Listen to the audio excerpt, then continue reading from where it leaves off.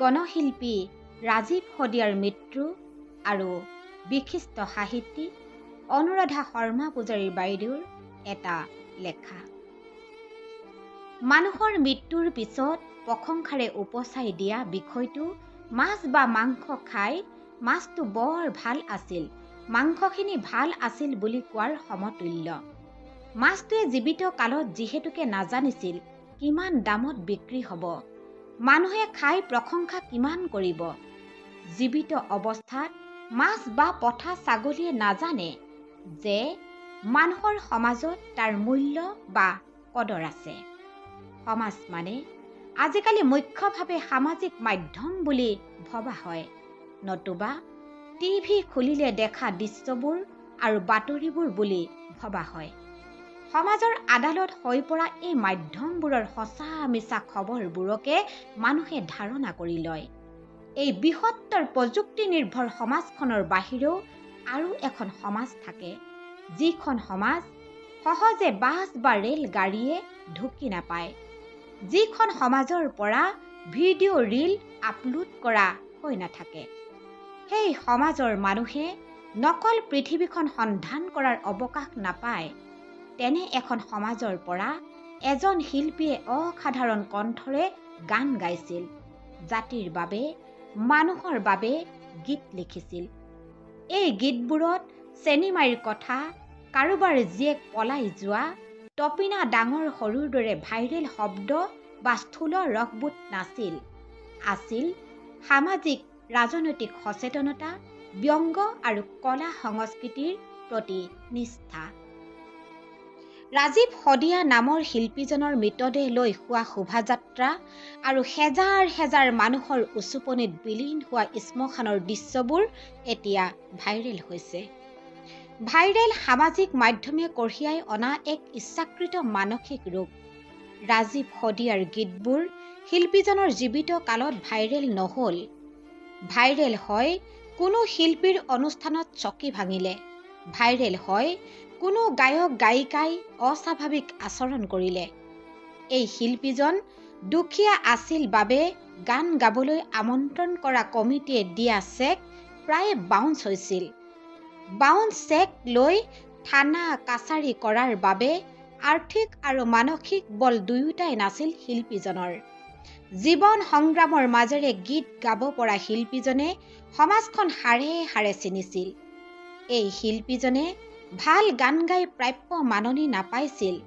সেইবাবে সম্বৰ্ধনা কোনোবাই যাচিলেও সন্মান গ্ৰহণ কৰিবলৈ যাবলৈ গাড়ী ভাড়া নাছিল। বহু দিনৰ আগতে ৰাজীৱ শদিয়াৰ এটা দুটা গীত শুনিছিলোঁ, কোনোবাই হোৱাটছএপত দিছিল। গীতকেইটা শুনি আশীৰ দশকৰ সুৰ বাহিনীৰ গীতবোৰলৈ মনত পৰিছিল। বিদেশী বহিষ্কৰণ আন্দোলনৰ সময়ত গাঁও চহৰবোৰক জগাই তুলিবলৈ যিবোৰ গীত লিখা হৈছিল। ৰাজীৱ শদিয়াৰ হয়তো তেতিয়া জন্মই হোৱা নাছিল। কোনো টিভি শ্ব'ৰ বিশেষ অনুষ্ঠানত ৰাজীৱ শদিয়াৰ গীত শুনা নাছিলোঁ।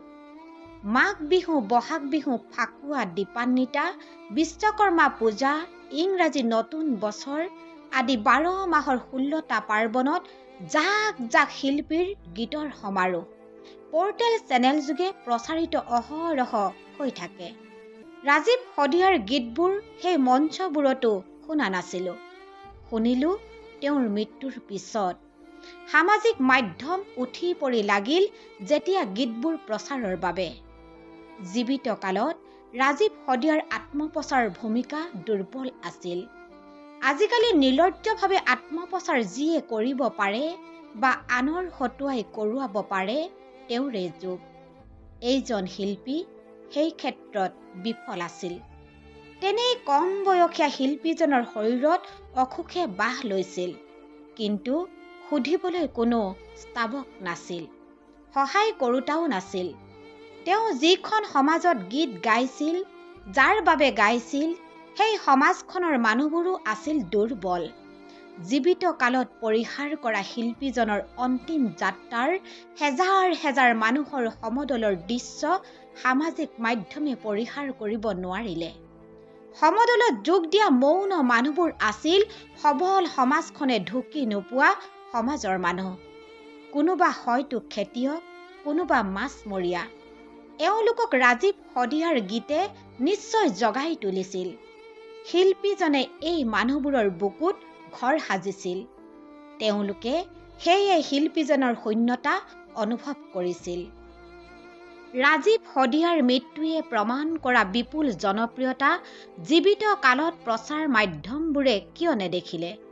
ইয়াৰ উত্তৰটো হৈছে সমাজৰ প্ৰকৃত সত্যবোৰ থাকে প্ৰচাৰহীন এখন সমাজত। এই প্ৰচাৰহীন আঁৰৰ সমাজখন চৰ্ত সাপেক্ষ বা দিয়া নিয়াৰ মাজত বন্দী নহয়। জনপ্ৰিয়তা শব্দটো এতিয়া বজাৰৰ সৈতে জড়িত। বজাৰৰ কিনা বেচাৰ সূত্ৰত চলে। সামাজিক মাধ্যম, অন্যান্য প্ৰচাৰ মাধ্যমত বিক্ৰীৰ কৌশল নজনাসকলে ৰাজীৱ শদিয়াৰ দৰে মৃত্যুৰ পিছত প্ৰমাণ কৰে আচল আৰু নকলৰ পাৰ্থক্যক, সঁচা আৰু মিছাৰ নাটকবোৰ। বহু প্ৰশ্নই এনেকৈ মনলৈ আহে। কোটি কোটি টকাৰ কিতাপ গ্ৰন্থমেলাৰ পৰা কিনা মানুহে কাকত আলোচনী কিয় কিনি নপঢ়ে? মানুহৰ ঘৰবোৰ কিতাপেৰে ভৰি থকা নেদেখো কিয়? নিউ ইয়েৰ, ভোগালী বিহুত উন্মাদৰ দৰে বজাৰ কৰা মানুহ, সুৰাৰ বিপণীত ৰেকৰ্ড সংখ্যক ক্ৰেতা, এই সকলেই মূল্যবৃদ্ধিৰ বাবে প্ৰতিবাদ কৰেনে? উত্তৰহীন এই প্ৰশ্নবোৰ নিশ্চয় সকলোৰে মনত এবাৰ হ'লেও জাগে। আমি এখন নকল সমাজত অসত্য কথা বিশ্বাস কৰি জীৱন যাপন কৰি অভ্যস্ত হৈ পৰিছো নেকি? সঁচা সমাজৰ কথাবোৰ কোনখন জন অৰণ্যত লুকাই আছে? ৰাজীৱ শদিয়াৰ মৃত্যুৰ পিছত হোৱা প্ৰচাৰৰ আলোড়নে প্ৰশ্নৰ দুৱাৰ খিৰিকী খুলি দিছে। প্ৰচাৰহীন সমাজত নীৰৱে জীৱন যাপন কৰা মানুহৰ শক্তি চিনিবলৈ হ'লে আচল সমাজখনৰ সন্ধান কৰিবলৈ শিকা উচিত। যিখন সমাজত এতিয়াও মৰম, চেনেহ, সন্মান, সমী ভেজাল হোৱা নাই।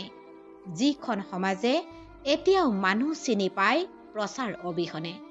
যিখন সমাজে কোনো চেলিব্ৰিটিক চিনি নাপায়, চিনি পায় ৰাজীৱ শদিয়াৰ দৰে শিল্পীক, যি সেইখন সমাজত দৰ দাম নকৰাকৈ স্বাৰ্থহীনভাৱে একেলগে বাস কৰি থাকে। সেইবাবেই শিল্পীৰ অন্তিম যাত্ৰাৰ সমদলত যোৱা হেজাৰ হেজাৰ মানুহৰ চকুপানীত তিতা মুখবোৰ আমি চিনি পোৱা নাছিলো বহু চেষ্টা কৰিও।